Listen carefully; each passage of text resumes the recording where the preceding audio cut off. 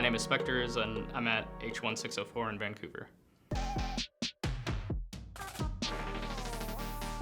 My older brother taught me how to lift cars when I was younger, which is stealing cars. So that's how I got into car hacking pretty young. Probably beginning of high school is when my family got our first computer. So I want to say sophomore year. I had a ton of computer friends that were programmers and stuff that were pretty much ready to drop out and go work at big companies. We played a lot of pranks on teachers in high school and stuff, and I got into a lot of trouble. But then my brother is a 3-time felon, so I just tried my best not to be like him, but used his experience for something more productive. What he's teaching isn't a bad thing to teach. It's more just how he's applying it. And I think there's tons of ways that people use really bad things to try to make money, but there's definitely ways you can spin that into something very productive and good, where it's some really cool dude told me that I could do this for a job. So I went into college and tried it and then dropped out, and now I'm working in the field. Hardware hacking is unique because of the physical impact. It's really cool to see. So I love tying things back to cars because it's just my favorite thing to hack. So for example, if I'm doing something remote to a vehicle and I unlock the doors, it's just a physical thing that happens to the car, right? Whereas now I could do stuff remote and maybe control the car and maybe drive it around, and now I connect an Xbox controller and now I'm driving the car, right? So these are just common things that just is more gratifying. Whereas if you do web hacking where you hack a website, the only kind of experience you get with that is just something virtual that's online. I've been really interested in plane hacking recently, and that's something I want to pursue really hardcore because there's just a huge physical impact. My goal is probably to hack more physically embedded systems, so rockets, planes, cars, anything that moves and has people that travel in it and just has a more physical impact.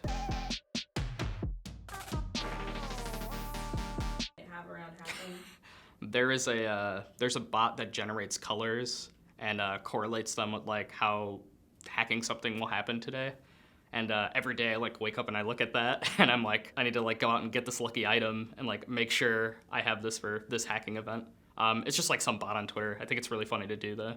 That's awesome. So the color of today was gold, and then gave me some superstition thing about once you hack into one thing, you'll find exploits and tons of other things. And I'm hopefully that's real.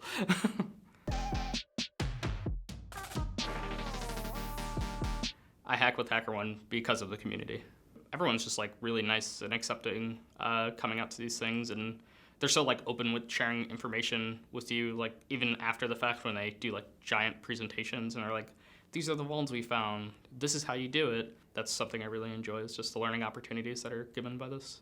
I was kind of on the verge of just stopping to do bug bounties altogether, and just had personal bad experiences, but the community, specifically Nahamsec and Stoke pulled me back, and they were here, you can hack with us, and we'll show you great parts of the community. There are nice people here, and people do care about security, and that really started driving me back. So that's I think the only reason I showed up here was just because those two guys had reached out one day and were just yeah, hack stuff with us, and I really appreciated that.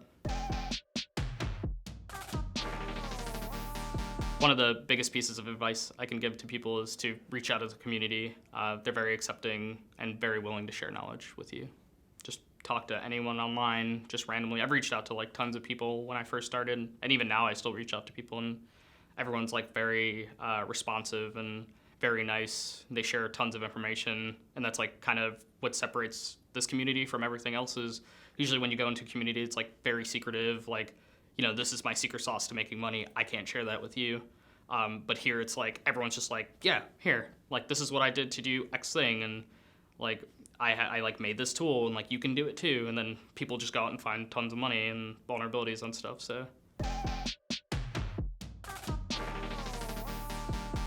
I think bug bounty will always remain a part of my life now, just because it's so fun, gives me a chance to hack on tons of platforms. Bug bounty hackers are super important to organizations because you have people that are willing to help and just willing to do it just because they want to improve security just all across the board.